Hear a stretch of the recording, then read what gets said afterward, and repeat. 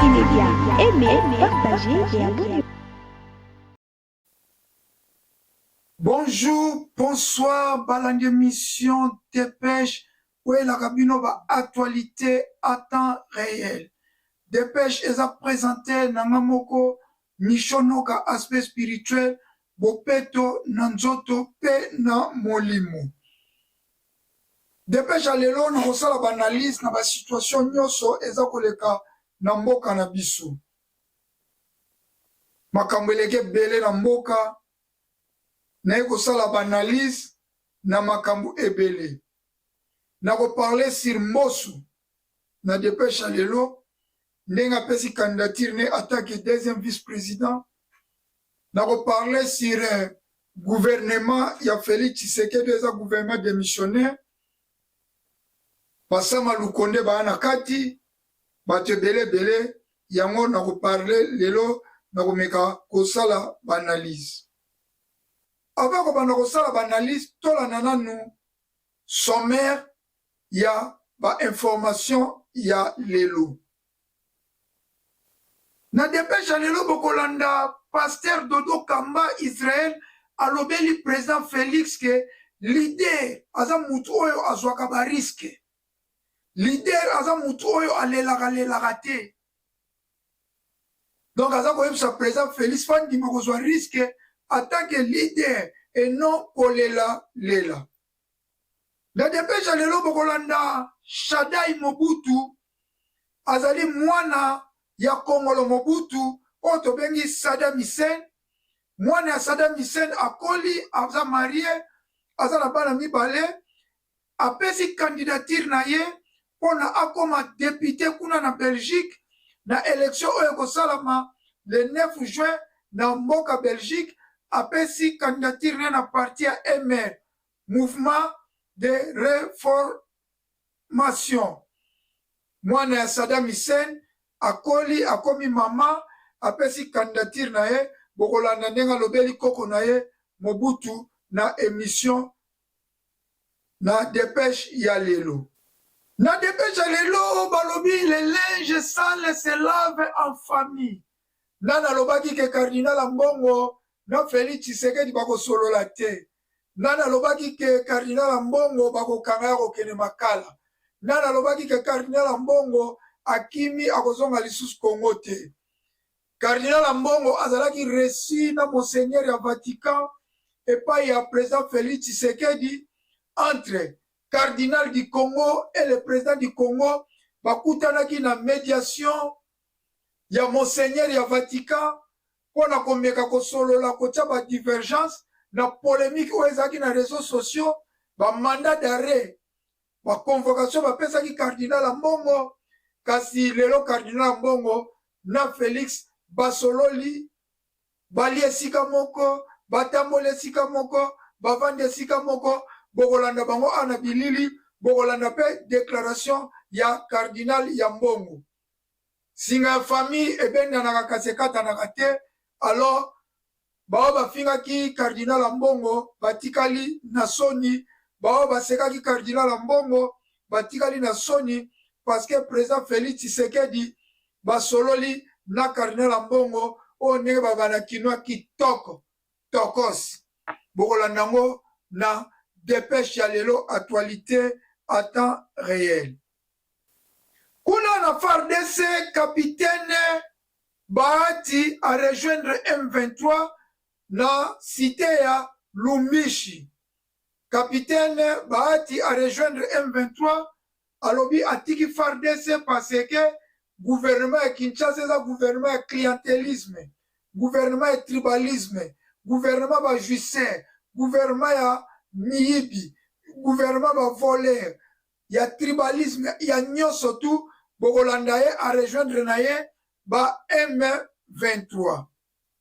Toko soki sana ambulance oazali comédien théâtre, ambulance akomi activiste, akomi kobundela mboka nasir, bato bele botalaki yango, to publiaki pe na page na biso ya Facebook, to publiaki ba ni na ye chaque fois tozo publier yango.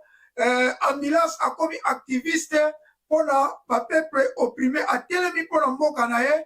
Ambulance azo lancer message contre gouvernement oyo eza konyokola peuple autaki kolanse message ya shuka alobi mpona koyiba mbongo blocage ezali te kasi mpona kodevelope mboka blocage ekomi bokolanda ambulance tokosukisa na message ya ambulance. D'après les militaires ya IDPS oyo babengi Général Fantôme alakisi ke Kabuya azali Tutsi, Kabuya azali Muluba te, azali Kasaye te, Kabuya azali Munyamulenge Tutsi, papa na ye azali Tutsi. Bokolanda Général Fantôme azolakisa papa ya Kabuya, Kabuya azali infiltré azalaka na ye nzoka nde Rwandais. Bokolanda Général Fantôme ye pa azali mwana ya IDPS, ye pa azali membre ya IDPS, bango na bango eza koyinda basekret ekomi kobima. Bokolanda Général Fantôme ndenge azolakisa papa ya Kabuya ke azali Rwandais Munyamulenge Tutsi. Bokolanda ngo na dépêche ya lelo actualité à temps réel. Na dépêche ya lelo actualité toujours à temps réel. Bokolanda ba Congolais bazolela. Bokolanda ba Congolais baza kolela et pas président Félix pasi eleki minyoko eleki. Bokolanda ngo na dépêche ya lelo Congolais fandi même na mai kolela pasi eleki souffrance et atteint niveau moko tokoki koloba te. Bokolanda ngo na dépêche ya lelo. Na dépêche ya lelo bokolanda ba M23 bazali kosalisa batu misala kuna na Nord Kivu, bazali kosalisa peuple salongo ya kotonga nzela yango nini ya kolongwa Nord Kivu ti Rwanda pona komema minere. Bazali kosalisa peuple ba travaux forcés eza lokola na tango ya esclavagisme. Bokolanda misala oyo M23 azali kosalisa peuple kuna na Nord Kivu. Confusion na Sadek. Bokolanda général ya Sadek na kosala pe interprétation alobi ke bango bayaki na contrat ya kobunda bitumba offensive, donc baza prêt pona kotrake ba groupe ilego nyonso eza koopere na este. Tozo comprendre lisusu ba général oyo ya Sadek te. Ramaphosa alobi bango bakobunda te, bango il faut dialogue. Général Sud-Africain alobi bango bakobunda te, bango il faut dialogue. Général Uganda alobi bango bakobunda te, bango il faut dialogue. Ben information nyonso na lobi ya Ramaphosa ya général Sud-Africain Ugandais ezali na YouTube na biso na sala ki ba analyse siriango moyen na zonga eza te. Toza ko comprendre sous bateau te. Bango balobi bako traquer ba groupe illégaux. Mais ba groupe nyonso eza na est. Est-ce que ba groupe légaux eza na est? À part Wazalendo ndaza légaux pour azana FARDC. Bango il faut ba traquer ba groupe ba RDF ya Rwanda, M23. Na oyo ya Uganda, kombo na Kimingai. Na ba rebelle oyo ya ba Uganda. Nde bango wana ba groupe illégaux. Mais banabe général amalobi tout le monde a peut actionner. Depuis le général Chiwewe, alors ba ki ba ko travailler. Lisanga moko na FARDC, tout le monde peut solution mon côté. Bitumbeza lika ko continuer et comme loko la jeu à ping pong, R moko M23 botoli, R moko FARDC botoli, R moko M23 botoli. Moko FARDC abotoli. Toza la confusion. Yango na sala ki message moko na loba ki boko misango pa Jean-Pierre Bemba eza na YouTube na biso. Toza na posa tout na Jean-Pierre Bemba mituna na conférence de presse. Général Sultan Makengo aza mukonza ba M23 akitaki na Nord Kivu kosola na bana classe ko motiver bango po baza koloba ke yazo recruter ba mineur ba soda ya bana mike. Yango akitaki koyebisa bana babanga te yaza ko protéger bana. Oh balobaki akufi ye aza vivant balanda ba rimer te kasi ngala ko commenter kaka boye na vidéo wana pourquoi na tieli bino bolanda général Makengo tanga zolo ba français na ye likambo ko kama français na ye ekokani na français à Joseph Kabila. Même tonalité, même français, et ont l'accent place bango bauta. Bajene wazalendo bango pe balembite, bazali kosala patrouille. Bajene wazalendo bazali kosala patrouille, kuna na village ya Bweremana. Baza kosala patrouille pona koluka toujours kotrake ba M23. Rwanda auti kopesa ba RDF na ye ba soda na ye na ba soda M23 ba linette ya vision nocturne. Pona ba kote la ka FARDC na butu balataka. Toza ko alerter déjà ministère de la défense Jean-Pierre Bemba, toza ko alerter gouvernement na biso ke ba yebaka ke Kagame a pesi déjà ba rebelle ya M23 ba linette ya vision nocturne. Sikoyo na kokota na analyse oyo na yaki lelo na sala pona mboso na kobanda nanu pona mboso. Mboso a travaillé na Mobutu. A vu ba poste ministériel na Mobutu, ba poste diplomate nyonso sa sala, ba poste portefeuille nyonso Mboso azwa. A travaillé na Kabila, a yesu ko travaillé na Félix président. Il y a bureau d'âge et puis confirmé président de l'Assemblée nationale. Mais tout ça, vous comprenez que Mboso a l'ingé kotika te. Mboso a fait sous candidature, il y a deuxième vice-président de l'Assemblée nationale. Mboso a posé les sous à continuer président de l'Assemblée nationale. Quand on a une élection, Kamera a gagné une élection.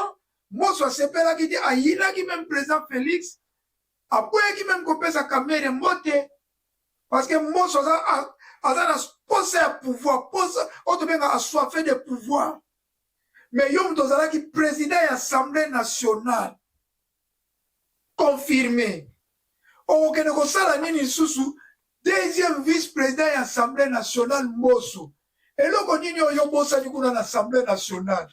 Et l'on dit oyo salité oyo songeli na ki deuxième vice-président sala parce que na ki deuxième vice-président ko sala le côté parce que président oyo ko sala na kamere neye mutu akozo pouvoir. Mboso bo ke la pena mboko mbako. Député boka lobano ke Mboso mboko epesio nyoso. Yo otikela mboka o nini Mboso. Mboko epesio nyoso Mboso otikela mboka nini. Trop c'est trop tolembi. Pourquoi ça a posé à Bokondi? Pourquoi qu'il y a un sénateur? Deuxième, yo dit na premier président de l'Assemblée nationale, oyo qui na deuxième vice-président de l'Assemblée nationale. Naza ko tout nombo so bosa nini na l'Assemblée nationale. O bosa nini. Et là on dit yo sala kité, oyo ko sala na deuxième vice-président parce que caméra ko tikelo même tante. Toti que la génération future, toti que la jeune va diriger Mboso. Mboso Nkodia, na belle lio 3 fois. Yango tozo senga na ba député. Bon, ate to senga na ba député et ko simba na ngopete, to ngai to senga na ba député va voter Mboso te. Mais to kamwe liste ya ba candidat ebimi. Moussa Nyamouis a pensé qu'il a deuxième vice-président contre Mboso. Baboua qui est Libanda. Liste de candidats est bimi. Les candidats sont déjà basés sur les caméras à Yemoko. Mboso à Yemoko. Kestel à Yemoko. Rapporteur à Yemoko. Contrôle.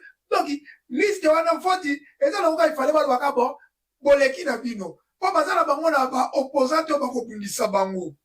Pour le niveau mboke komeli. Union sacrée a bloqué Mboka.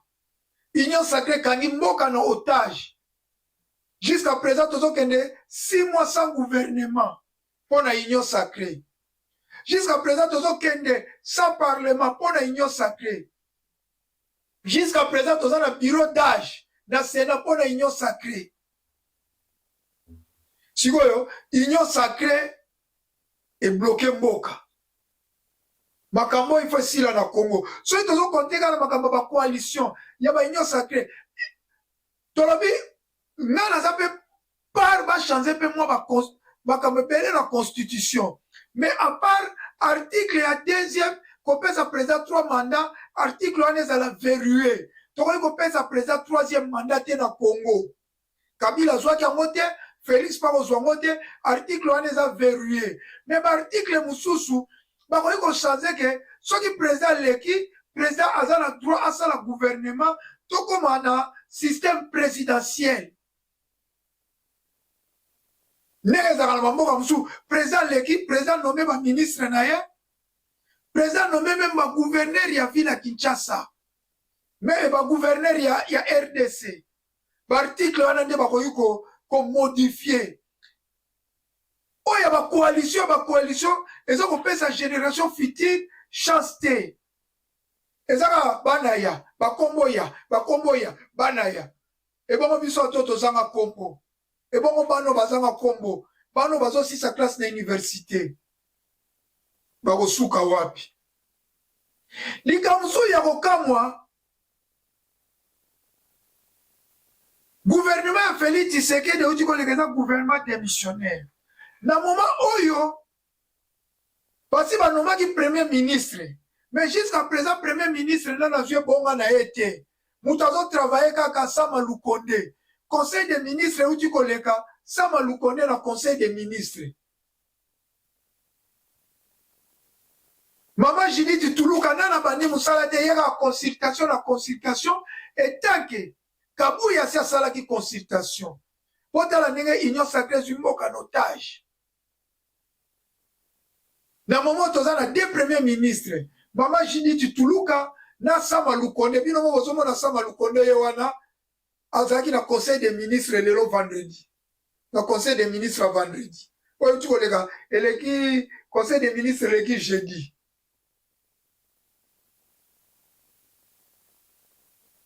Mboka eza notage. Yango eza na article musu na constitution et c'est qu'il faut ba changer à part article verrouillé président kosala deux mandats wana toboyi yango. Lika mususu Sénat ezongaki ebandi na ba président ya bureau d'âge. Mais na kati ya Sénat Sama Lukonde o boza komone assiégé attaque premier ministre, assiégé pe na Sénat attaque sénateur yemoko premier ministre yemoko sénateur Sama Lukonde. Tala na mboka. Et bon génération future ko travailler ndenge ni. Félix Tshisekedi tokanisaki mwana ya papa Tshisekedi un état de droit ako changer makambo ebele. Félix Tshisekedi makambo papa Tshisekedi kutu football. Donc idéologie papa Tshisekedi eza na mona Félix Tshisekedi te. Félix Tshisekedi pe ayena idéologie na ye mususu. Ezali mawa. Okomona Jean Lycée Boussa. Ye wana na conseil des ministres, ye wana pe na Sénat. Otali Guy Lwando, ye wana na conseil des ministres, ye wana na Sénat. Baza epele batongo na komaki na ba dossier na ba komba awa. Baza ebele.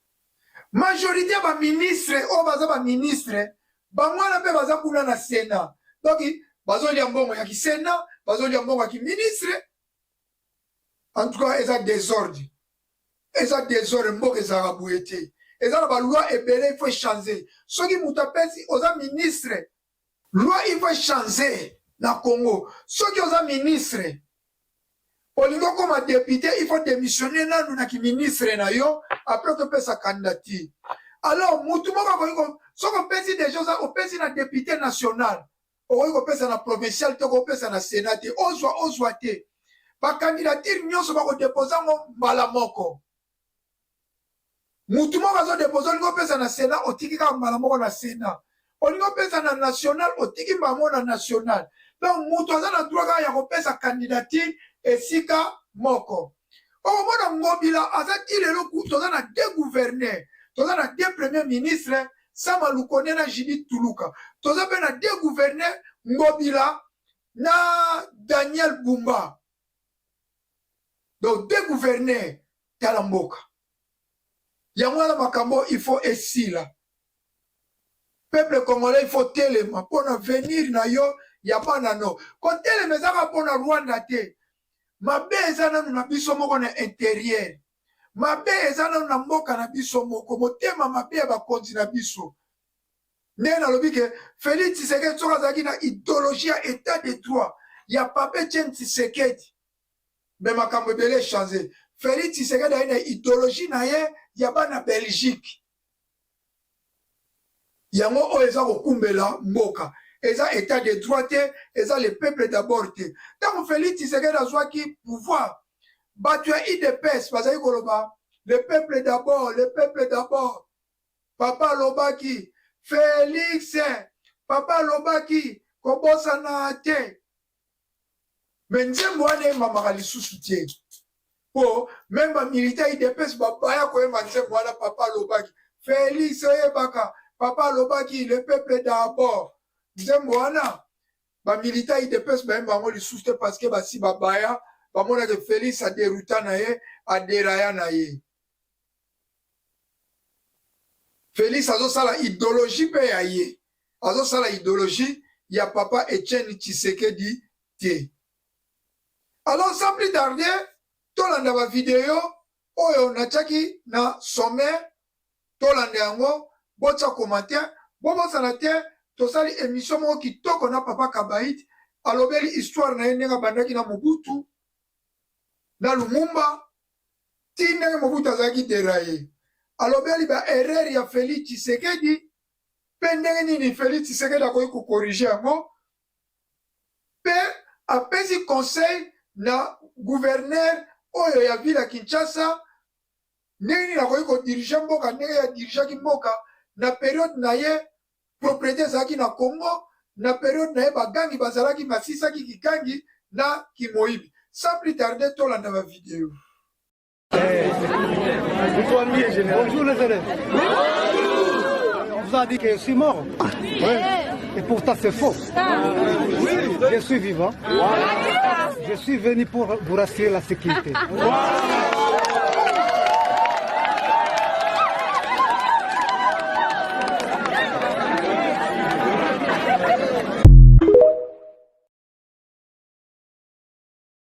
Un leader est celui qui prend des risques. Un leader est celui qui ne se plaint pas. Non, je travaille dans des conditions qui sont... Non! Le leader, c'est celui qui accepte les combats. Tu dois mériter. Tu dois être fort. C'est là où je m'adresse à tous ceux qui se plaignent. Regarde-moi très bien. Combien de personnes ici connaissent ta vraie vie? Tu te plains trop. Pourquoi tu fais ça? Tu ne mérites pas d'être leader. Kusala kangote. Batu nous ba vie pourquoi? Bono bongsamboka. O ba bloquer bino. Ba bloquer bino. Mais pour la koyiba na ba détournement, muto bloquer bino azaki. Mieux vaut mourir que de vivre avec souffrance. Notre pays est mal géré. Congolais zonyo kwama. Congo de souffrir. Congolais du pagnon sozali tellement. Congolais, si vous l'aimez ça.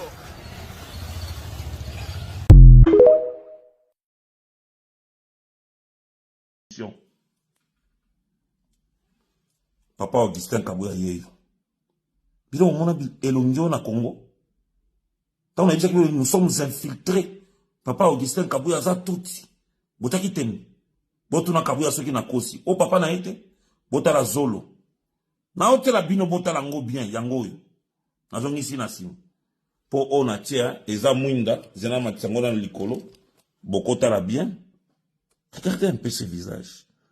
Papa ici ko zali pema na kimia, mse tona no problème te. Toeka ko la kisaba congolais ke mwana na yo ataki biso temeke tout ça la ka politique sans investir. Vous avez vu? Bomoni. Bomoni. Papa Augustin Kabouya yeyo. Vous allez dire quoi? Botala kaka zolo. Na bisaka bino ke ba infiltra biso kala, ba côté la biso kala. Biangoyo, botu na yeso ka koangana. Merci beaucoup. Maloa général fantôme, combattant à Monica Zaya Makasi aya kwa takenga. Ala bisanga tata na yeso ka zana zolo abu. Zolo abu. Non, non, non, ça ne passera pas avec nous. Merci beaucoup.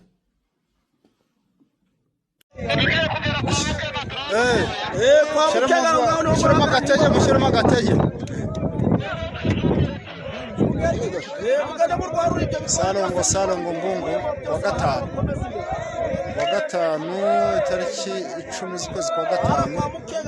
Salongo ya mbere M23 ikoresheje ikimara gufata Ngungu. Abaturage bayitabiriye cyane. Turimo turafungura umuhanda uva Ngungu uca kwa Njenje. Tugeze kwa Bitwi, ubu tugenda dukora umuhanda ukomeza ukagenda ugatunguka mu Rubaya, umuhanda ukomeza ukagenda ugatunguka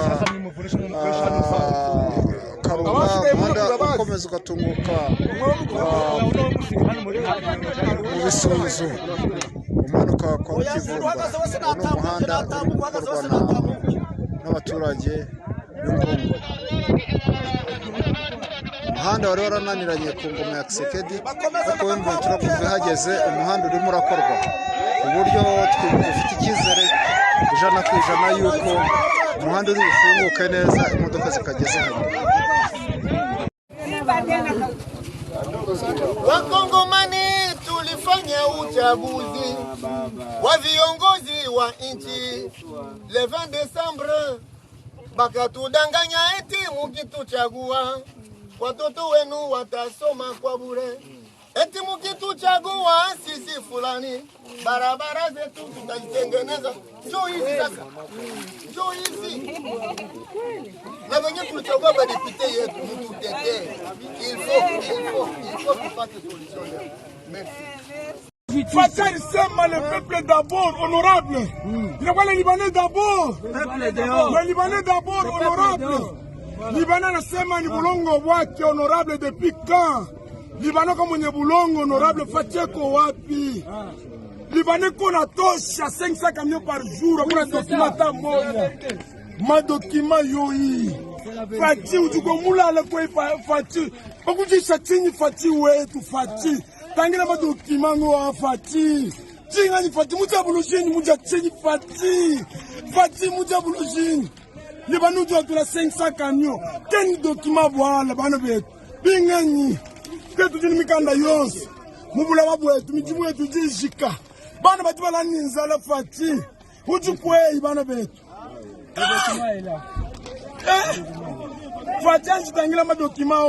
Soucieux de donner tous les éclaircissements sur ces propos qu'il juge de malentendus sur les réseaux sociaux, le cardinal Fridolin Ambongo Besungu a été reçu ce jeudi 16 mai à la Cité de l'Union africaine par le président de la République Félix-Antoine Tshisekedi Tshilombo. Le cardinal s'est dit satisfait de cette rencontre qui lui a permis de faire la lumière au père de la nation sur les tumultes véhiculés dans les réseaux sociaux. Et tous les tumultes qu'on a entendus sur les réseaux ces derniers temps,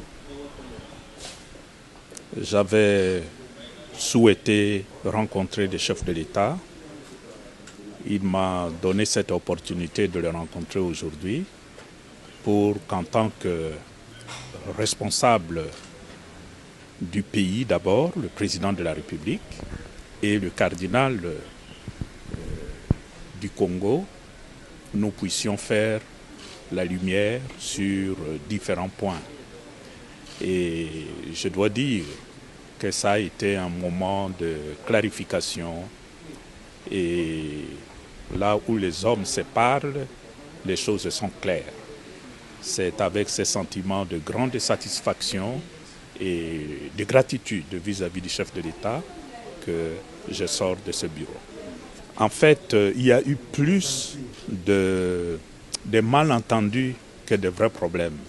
Et c'était la nécessité qu'on se rencontre, qu'on fasse la lumière sur tous ces sujets qui avaient peut-être créé des malaises. Et maintenant, quand on se parle, tout devient clair.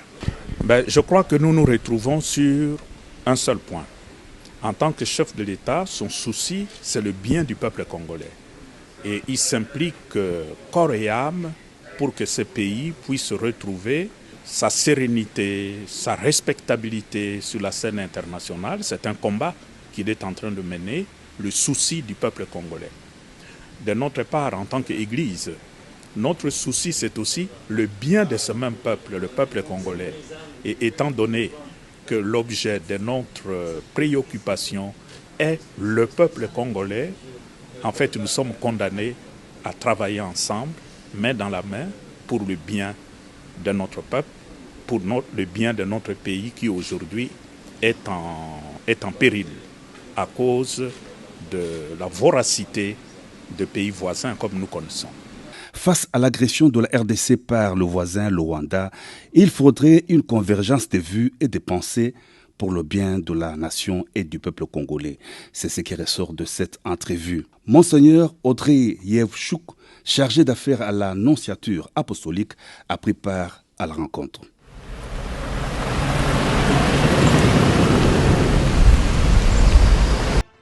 Merci mingi ba nyonso bolandi ba vidéo pour partager émission na bino dépêche actualité à temps réel pour la rabino ba information à temps réel na pesi ba soutenir ngai ba benga ngai papa Selio na France o ayo mbote yangoyo ya mwana na yo leki na mishonoka na pesi petit papa immortel ya Nyarkos na Orléans petit papa ya yombote yangoyo na pesi Tony Jakoto ya yombote yangoyo Père Kofi na Acne na East London Père Kofi ya yombote yangoyo papi nimi na bosanité Opimek na bosanité Maître Baina Jidoka International na pesi ope mbote Boliston Noka mbote yangoyo ba nyonso ba soutenir ngai Dienoka Mobutu mbote yangoyo na bosanité